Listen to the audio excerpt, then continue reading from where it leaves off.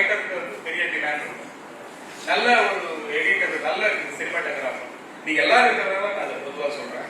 அந்த மாதிரி சூஸ் பண்ணிட்டு அதுல இருந்து நீங்க எழுத ஆரம்பிக்கலாம். பட் அடுத்து வந்து இந்த பிலிமுக்கு டெலிவிஷனுக்கு ஏதாவது வித்தியாசம் இருக்கா அப்படின்னா இப்போ இல்ல. ஆல்மோஸ்ட் என்ன இல்லைன்னா குவாலிட்டிக்கு தான் வித்தியாசம் இருக்கு. நீ குவாலிட்டியா பண்றியா குவாலிட்டியா பண்ணலையா, ஆடியன்ஸ் பிடிக்குதா பிடிக்கலையா.